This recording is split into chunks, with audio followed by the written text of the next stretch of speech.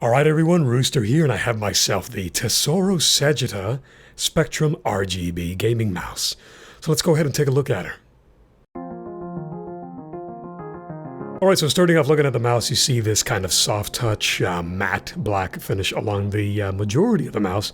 But then along the sides, you see kind of a glossy thing going on. Not my favorite.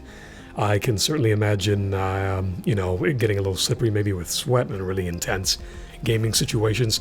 And being that it's also glossy, maybe over time, I won't know really unless I, keep using the mouse right now as a daily driver, which I have been for a few weeks now.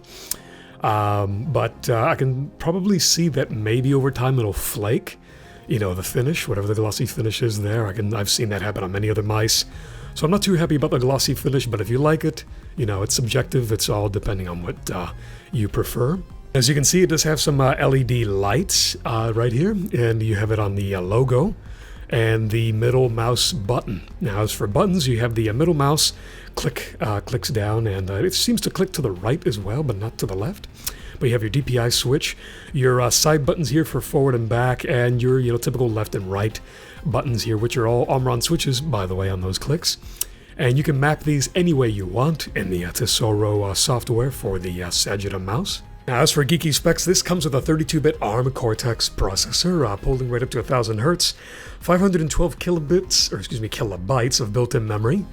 Your DPI is adjustable up to 5000, but any increments in between, you can set that in the software however you like. 130 IPS motion detection, 30 G acceleration, and the 6 fully programmable buttons, as I said. Up to 10 million heavy-duty clicks is what the switches here are rated for. Now, as for the sensor, it is the Pixart 3310. It is not an Avago sensor, but it's been faring fairly well for me.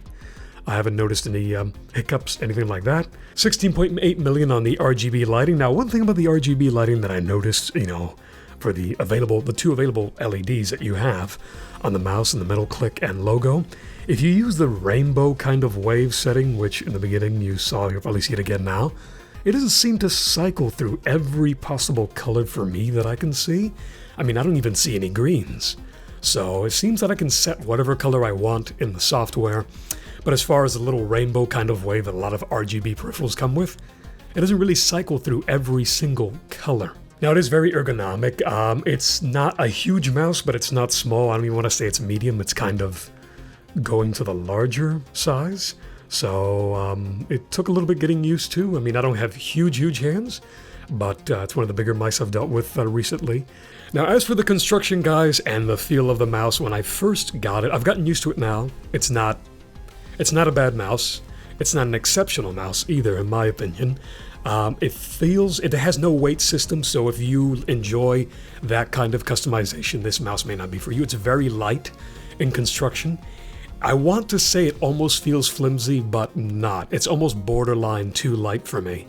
But I've never really been picky as far as heavy mice, a very lightweight mice. It's very fast with its polyethylene feet. It glides well, it feels well in the hand. It might be a little bit big for me, maybe. But as far as the feel, when I first checked it out, it felt kind of like a toy.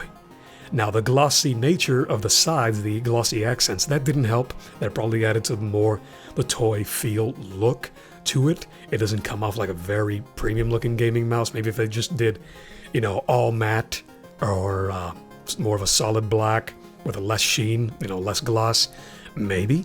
But I don't know. We'll see. We'll see if maybe other iterations of this mouse come out in the future. But that's how I feel about that. All right, guys, so here we have the mouse software. It's actually pretty straightforward. There's nothing incredibly, complex about it. But here you have button assignments for all your buttons on your mouse. I actually went ahead and switched mine around here as far as the forward and back buttons here, because this was, at least for me, other mice that I've used, usually the back button is the one, closest to you, and forward being the one furthest away. This was reverse, so I made this one forward, like I'm used to it, and this one back. But that's just me, obviously. Assign whatever the hell you want. Whatever, to your heart's content right there. Then we go to performance. And as you can see down here, it is recognizing my mouse as the Sagitta variety, not the Charur or whatever the other ones are. Here you have your DPI, scroll speed, polling rate, all that stuff. I'm pretty content with 2000 DPI. for the moment, you know, depending what I play, I suppose. You know, everyone has their own thing there. Profiles there, you can probably set it for some games if you want, for certain scenarios where you don't want it so fast, you want it faster.